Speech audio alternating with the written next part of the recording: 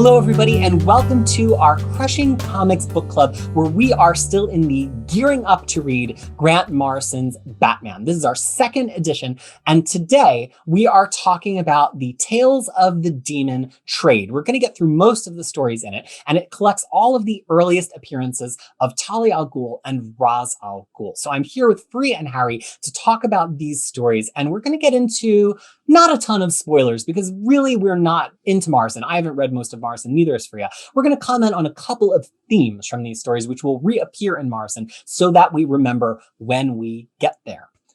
We got the trade paperback Batman Tales of the Demon, and this contains all of the significant Talia al Ghul and Ra's al Ghul stories from the 1970s, starting from their introduction. So we thought this would be kind of like a good primer for their interactions with Bruce Wayne. I've never read any of these before. I have zero knowledge. They were all a complete. Same. I've never read a 1970s Batman comic before in my life. Same. So, Heart. Like, no, you're forcing me to read so many 70s comics. Like, after that, by the end of this, I'm like, I'm an expert. I don't need anything anymore. And I think, yeah, so we started with X-Men and now Batman 70s. and They're fun. yeah, it was really fun. I think it's worth commenting though that like we're not experts. Like Fariha has read a lot of Batman. Harry has read a lot of Morrison. I read a lot of comics, but we're not like the biggest DC readers in the world. That's not how we're approaching this conversation. We're here to have fun reading comic books with you. This is not going to have the same scholarly bent maybe as some of our X-Men conversations. We just want to talk about comics. And the first comic in this collection is Detective Comics 411, a story called Into the Den of Death Dealers, where Batman is hunting Dr. Dark, but so is Talia, who engineers getting captured alongside Bruce and then being saved by him, only to at the end shoot and kill Dr. Dark, seemingly in defense and ending in Bruce's arms. And this is our introduction to Talia. Fariha, what did you think about this introduction to Talia? No, I mean, it's kind of in line with who she is, like who we know her to be. Now, this is like, as we're going to read through, like, talk about the books that we have read for Talia's, beginning. I feel like now where she is or how she's portrayed nowadays, quite different. Especially even Batman Inc., Morrison's Batman Inc. that I read. Like, she's very different than what she was then. So, but the thing is, I feel like there was a seed of those because she just pushes a man and then just kills, kills him, and all of that. And Batman is like, oh, good job. Even though the man, like Batman, historically says, no killing, oh my God, no killing. But he was like, hey, good job over here. So I think like it kind of tracks in that way. And then it's also like a first appearance of a character. So obviously it's shaky. But I thought that, there's hints of current version of her there, but not necessarily quite the Talia that I know. What about you, Harry? Something similar. So I've not read any of these stories either, but there is a major scene in this issue that is shown again in Batman Inc., which is where I recognized it. I gotta be honest though, this is a different Talia in the sense that she is a character with just a much more just kind of damsel in distress, kind of like lack of agency thing, until I felt the very, very end where she just shoots the bad guy. And I feel like that's kind of the tell where it's like, you already know, even at this point, that this character has a little bit more going on than just kind of the archetype. And they expanded that in a lot of ways. But I agree that, I've read much more modern stuff with Talia, and this sort of thing felt much more general and archetypal than what she is now, which is like this scheming aristocratic mastermind who's got a lot of, arrogance to her. And this is much more something that we've seen before, I guess. I liked it, but it's just a different vibe entirely. And it's kind of like very difficult given that DC just continuity doesn't necessarily mean much because the stories keep on changing, the origin keep on changing, characters keep on changing, and you don't know what's canon and what's not canon anymore. Or I guess, there's like a whole discussion about that. So that's one of the reasons I'm like, okay, so even if she started this way, this is not the character she is now. So how much should I care? I just have that feeling, which is maybe a me problem than the actual story problem. So This is definitely connected. Like this story is shown again in Batman Inc. I mean, as far as we're concerned, like this is continuity. This does matter. But yes, you're right that the character does change, and there's been so many crises. It's understandable to never be totally sure what's actually happening. I guess just whatever headcanon you want to bring to it at times, whether you want to matter.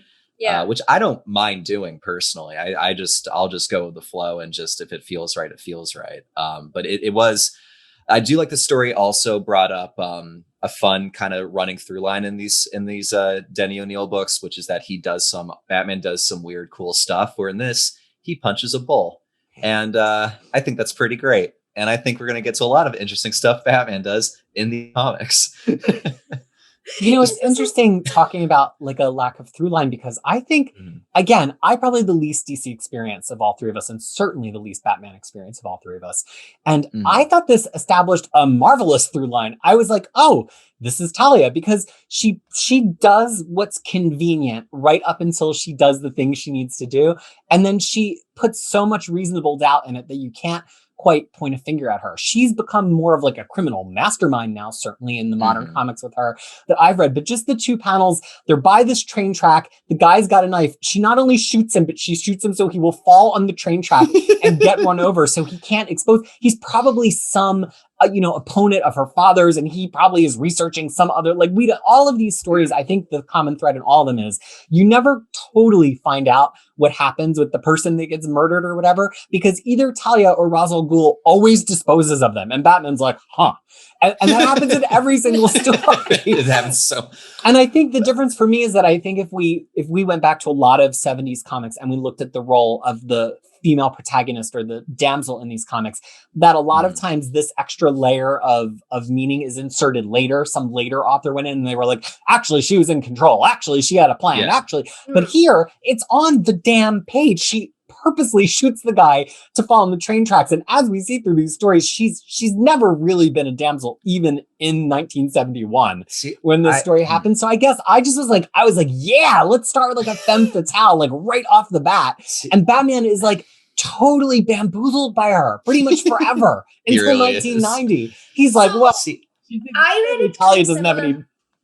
I read it's kind of similar in the way that you did, where it's like I always thought that she was testing him because we're gonna come to that later, because that father-daughter duo love testing. They're into it. I guess they're into it. That's their kick. They're always pushing boundaries. They're always like, how far will you go? What happens if we murder this guy in front of you? Do you still care? Yeah. Batman's usually just like, I respect you, damn it. Like that's usually his reaction. Well, no, I think I agree, like, but I disagree in like the in degrees, where I do think like I looked at this more as like a kernel of something that gets fleshed out later than more of like a fully thought out thing that was being established here. I still think there's like a lot of trappings of like the 70s and this kind of like damsel in distress thing, but maybe I was just reading the surface and wasn't assigning enough agency and subversion to this. Who knows? The only reason I actually say all of that, though, because the rest of the stories are also written by Denny O'Neil, and he's the one who is kind of putting all of this. So I was like, maybe that's why he was kind of starting that early and then doing that.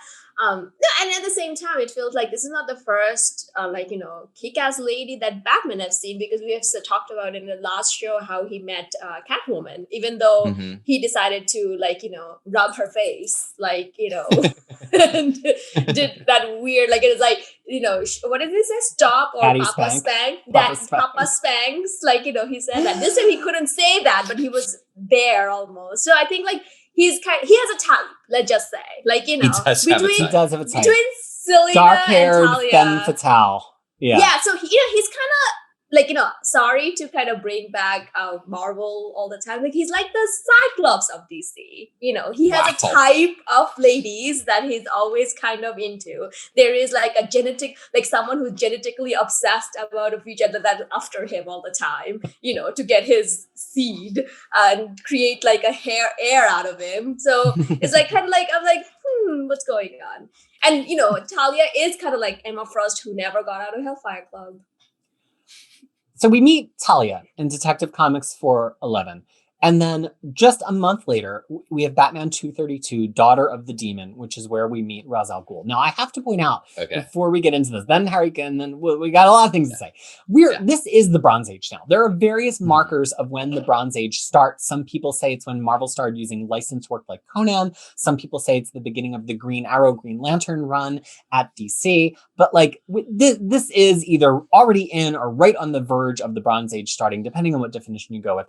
And the stories just tend to be a little bit more multi-layered. I think if we were seeing these same stories from like 2 or 3 years before, we would be forced to put a more surface level read on them. And I think because they're Bronze Age, you can kind of like assume that they got a slightly deeper message or a slightly deeper meaning, because that was the way comics were trending. And certainly on Batman, to kind of transform him, I feel like a lot of these issues are a reaction to how popular the Adam West show got and how campy it was and how Silver Agey it was. And they were like, kids today want something that's like cooler than the TV show. And I don't know this for sure, but that was very much my read, that these were trying to like add a layer. They're still campy as AF. But they're not campy in the same way as Silver It's Age. because they're trying to play it straight or more grounded, but it's still absurd. And like that distance makes like the most entertaining comics I've read in months. These were the best. I love them. I almost every single one of them. Fun. Yeah. Which is I did not expect to, because I've never read a 70s DC comic before.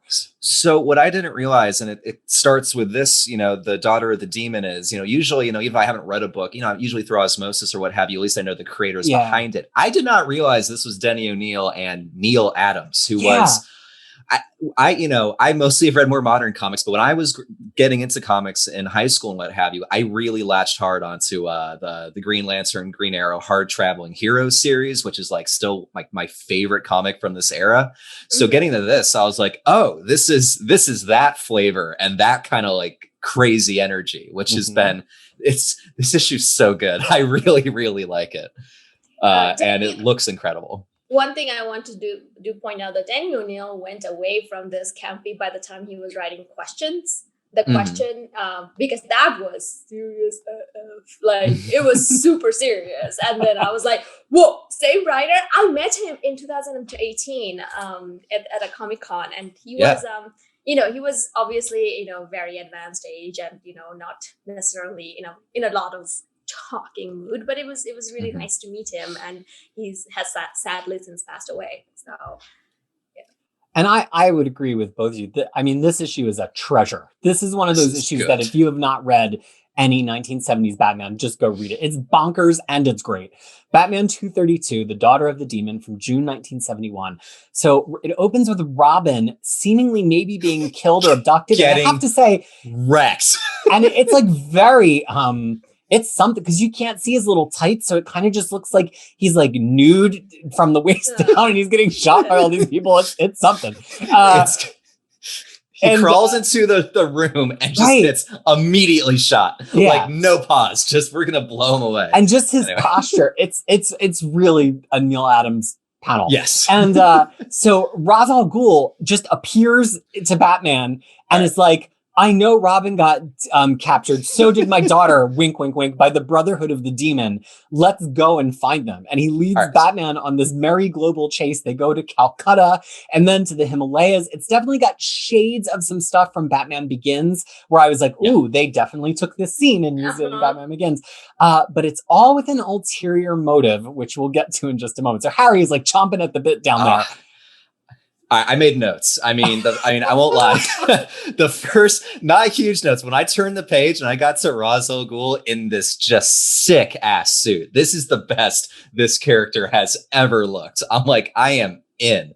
And then you turn the page later to where Batman's on the jet with him. He also looks incredible. And then it kind of introduced me to the best character in comics, Ubu, who is Ra's al Ghul's just the best employee there's ever been. Ubu is just always watching out for Ra's, making sure he's taken care of, always lets him exit a room first. And I was really invested with Ubu early on. And we'll kind of get to this later on, what happens with him. But this was all just working for me. This is like the good stuff. So before we move on to talk about the story, that is Raz is the only villain or only someone who have figured out Bruce Wayne is Batman, right? I don't as know, of right because now. I don't know any Like- other 70s. Well, Yeah, I mean, yeah, canonically, mostly. I mean, I'm sure there have been arcs where it's like No, but you find later out. on, they figured it out later on. And but But he just came starts out prepared. knowing. Yes. He's like, hello, And Bruce Wayne, aka Batman. I am at your Yeah, ass. like and his whole characteristics is like disregard for personal boundary. He just shows up to the Yes. house. He just shows up everywhere. No questions and nothing and all of that. But then at the same time, like I want to talk about, and I was kind of hoping that they would kind of discuss it more, but they never do. And then, so what is his origin? Like, what country is he supposed to be from? He's definitely not Irish, as Christopher Nolan would have you believe. That's not who he is. So the thing is, like, yeah, because trust me, I had thoughts back in 2005 when you could get away with casting anyone for any character. Yeah. And I'm like, wait, what now? So I still don't know. I think he's just from a fictional DC loves doing their fictional countries though, like with Kahndaq and what have you. So I kind of just put it out of my mind. I'm just like, this guy's a rich dude in a castle in some Eastern country of indiscriminate like location, which I know might not be the right answer, but like right. I do just, he's so pulpy that I don't even like view him as like a real human. He's just this Dracula ass man that emerges from the deep to like show pictures of like bound and gagged Robin. Right. So, but that's actually a good point you just brought up to to what I was going for, because I think that's at that point, the comics was very popular in that way, that they would bring people of color in villain role and never explain where they are from. So you could have that disconnect. It's like, we're not being racist, you don't know where they're from. Right. They're like unidentified other. Right. Yeah. So, and then there's like that aspect of him, both with him and Ubu. Like, it's like, there's a certain thing that, Ubu calls him infidel, like, which is a very, to be honest, so I am of Muslim origin. Like, I was raised, that I never heard anyone say that, like to another non-Muslim person. It just never used that way. So I don't know whether in Middle Eastern language or countries it is used in a way like that. It can, but so there's this element of it. But you clearly, the kind of things that he does is like, that's not condoned in any religion, let alone Muslim Islam. So you can't say that. But that's one of the reasons I was like, so where is he from? And I was kind of hoping that I will see that, because in modern days, they just kind of moved away from those things. So I don't know. Well, Talia over time is in these stories that we've read for today's discussion, eventually established as being canonically non-white.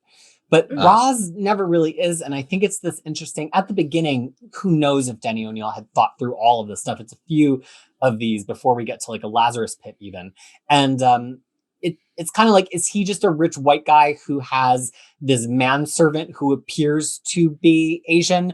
Or is he just being drawn with kind of like indistinguished features? Why does everything take us kind of back to Asia and to the Middle East with all of his plots? It's kind of like this plausible deniability where they're not actually defining it, but they're like othering him enough that at the time a reader would go like, oh, this villain from Asia. I should say, like, there are, in all seriousness, there are some panels of him drawn where it almost looks like Fu Manchu facial hair, almost like that kind of like. It definitely it's a problem. Yeah, there's not like fully, but it's definitely there. I mean, I think you nailed it, Peter. It's odd. He has a bigger forehead than I do, which is saying something. So he's got that happening, but. Yeah, and I kind of understood that in 2005, why they will move away from that, because in 2005, the way the world was to kind of portray a Middle Eastern man in in terms of like this kind of villain, but at the same time, he's not the similar standard villain. Like, he's not, because there is way too many layers to him. He's also very aristocratic. Like it's not like your typical. So I kind of get that, but it was kind of on the back of my mind. But let's talk about Bruce doing yellow face and then another face, and then trying to beg, like and then in one point he kind of somehow gotten shorter. I'm like, how are you achieving that? Oh, He's got acting lessons from Alfred. That was the beginning where I was like, oh, he's dressing up like a homeless man and beating on people in the street. This is gonna be weird. But there was one time he dressed up as a homeless woman, and then it was like a shorter, there was like a Chinese, like Asian woman that he he dresses up either in this one or the next one, where it's like, where it's like, oh, give me something. It's like, I'm Batman. I'm like, ah. I just think it's funny because as somebody, I mean, I've read everything from 2016 forward. I've read a lot of New 52. This Master of Disguise thing, it doesn't get brought up enough, so that when it happens, I always kind of snicker at it, like, oh, okay, sure, DC. But no, like in these old stories, he does it in like every issue. That's like a standard Batman thing. I mean, we'll get to my favorite one in an issue, which I'm not going to spoil it, but there's a Robin costuming in this that just is delightful. So they go to Calcutta. They find out that this thing is happening in the Himalayas. But as Harry brought up, the tell is that Ubu, this manservant / guard of Ra's al Ghul, always makes Ra's al Ghul go in first unless it's actual danger that he's not sure about. Then Batman can go in first. And so they eventually make it to the top of the mountain. And it turns out that this has all been a ploy by Ra's al Ghul because Talia has fallen in love, as one does already, with Batman / Bruce Wayne. And this is all a test to see if he is a suitable son-in-law, which I'm happy I didn't have to go through any tests like this before I got married, because this is intense. But are you going to now adopt it for your children, for your child? No, the whole like parents deem you worthy thing is the biggest bullshit on the planet. Of course. I just want to say that first off, real quick, Batman in Arctic Explorer gear, pretty great. And then secondly, the scene where Batman walks in, sees Robin, and is literally like, hey, what's going on, man? Nice to see you. And then I wrote in my notes, just demolishes these goons body and soul because he just rips into them for like a page. Like, you're so obvious. You are idiots. I figured this out a while ago. I'm done talking. And then they immediately punch the hell out of these goons. It is one of the funniest sequences I have read. And so like the attitude that Batman has in these comics is like kind of singular. It's like kind of aggressive, kind of sarcastic. There's nothing really like it that I've read of this character, and I really like it. And he also says, like, I really enjoyed when he says, like, watch me. Like, it's like, oh, you can't come in here. Oh, sure? You sure about that? I can. Like, and just like walk right in there. So it's like, yeah, I love Sass Bat. Like, and it's like a combination where he's like sassier, but he's also more fallible. I enjoy how often he gets knocked out, kicked, punched, beaten over the head with a pair of skis. All of these moments are awesome moments, but he's also like cockier too. And this to me, like as we were doing this reading, I know we're only in the second issue of many, I was like, this is what Batman is to me. Like when I read modern Batman and I talk about how much I hate him and Batman shouldn't be in comics or whatever, that's because I do not connect with that Batman at all. I like this Batman who's cocksure that when he gets into a situation, he'll be able to figure out, and 90% of the time he can, and 10% of the time he can't. That to me is so much more interesting than Batman who has thought through like 20 chess games consecutively in a row and has booby traps already and everything. Like I like here that we see him going, I better bring more antidotes with me. Like that to me is so much more interesting than modern Batman. And quick aside, isn't it because also he's older now, so writers has to kind of do it? Not necessarily, because they keep compressing how old he is. That's true. New 52, he's 29. Yeah. I mean, this issue does so much happen to a 29-year-old. And I'm like, meanwhile, I'm like, I can't even turn my oven on.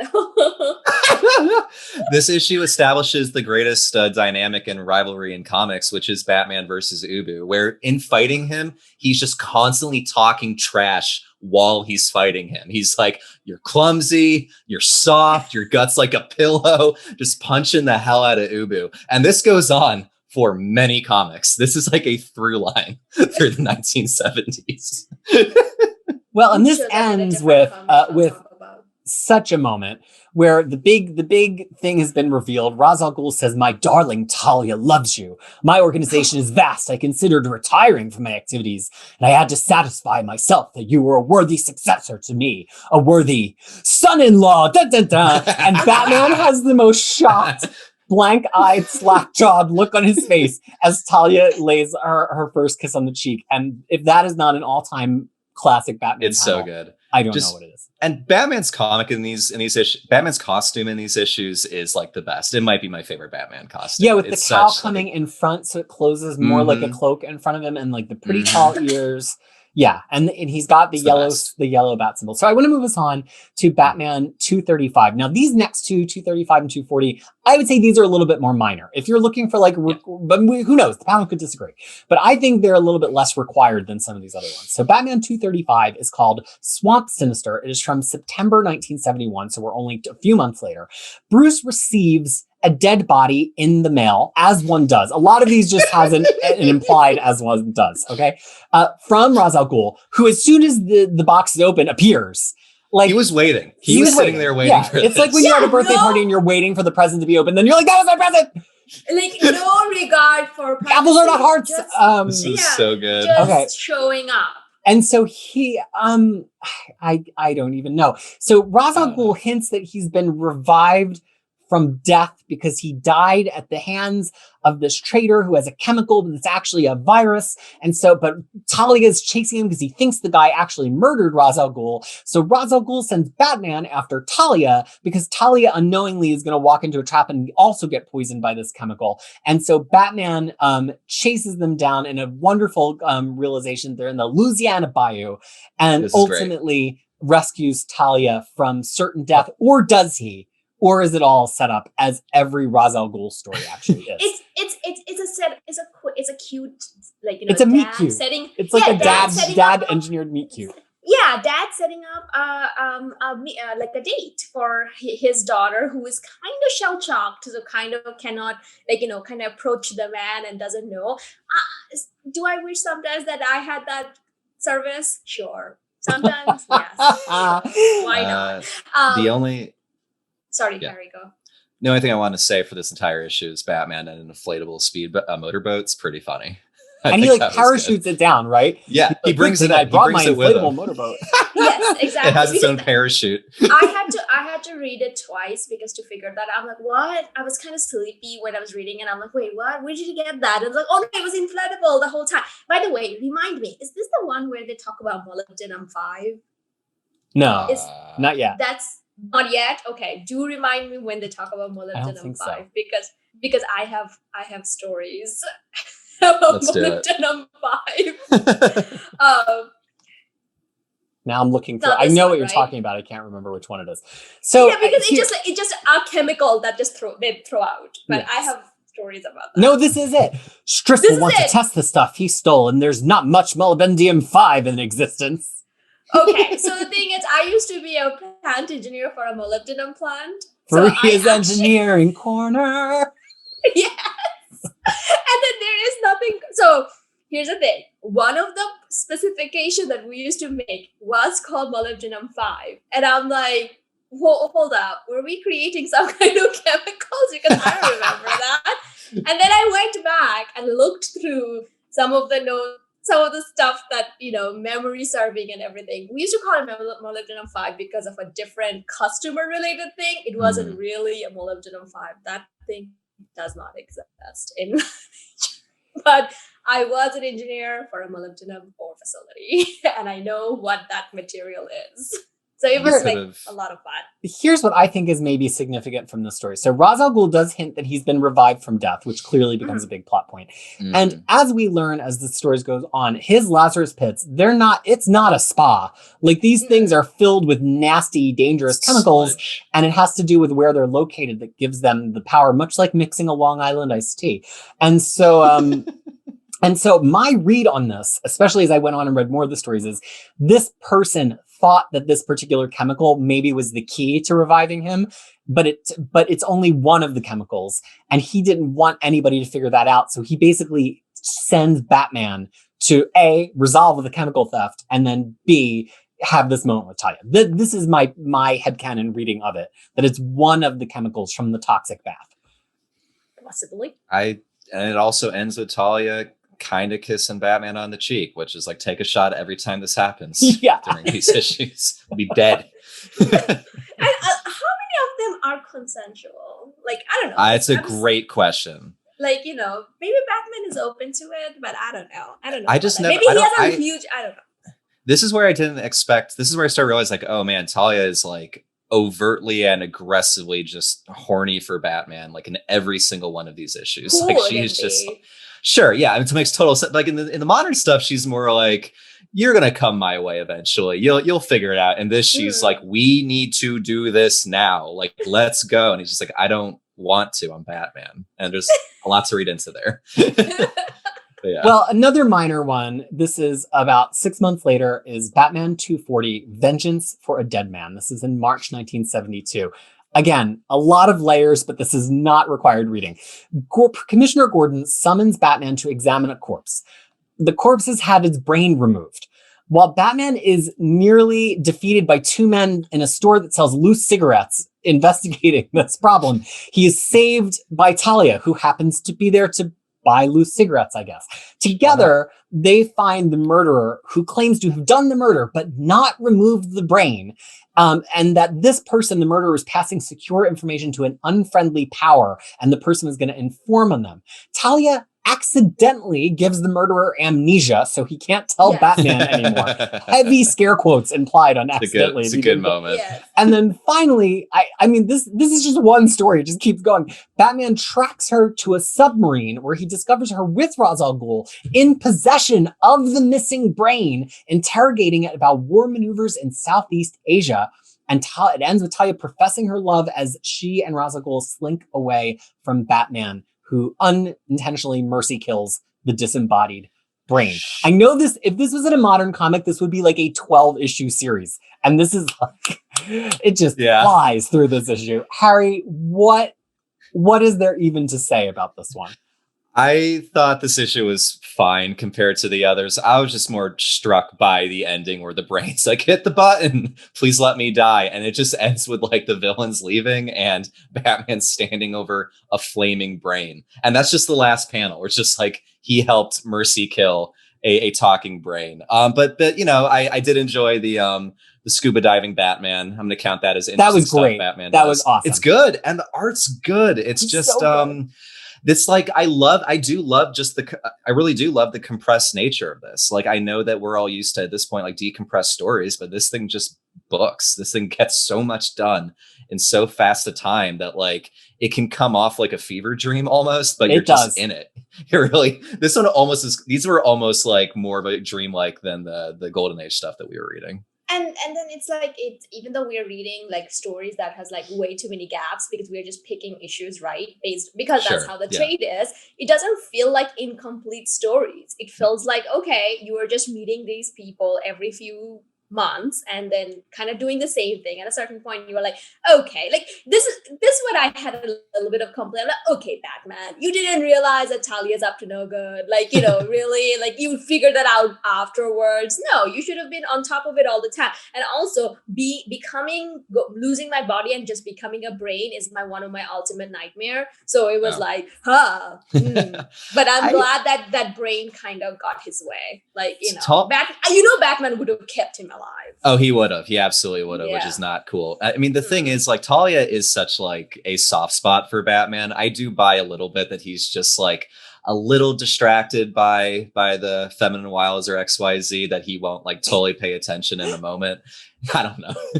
Yeah, Batman, think with your brain, not with your penis.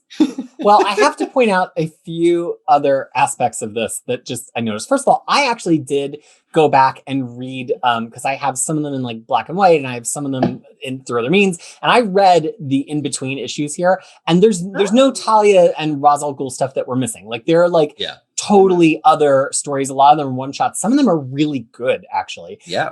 But there's not a lot of convenient ways to get this all collected. But then in the background, which has been collected, is a Robin. So a lot of these stories are only like 18 pages. And then there's this Robin story in the background. And like, it's not what we're covering. But I have to say, the Robin story is insane.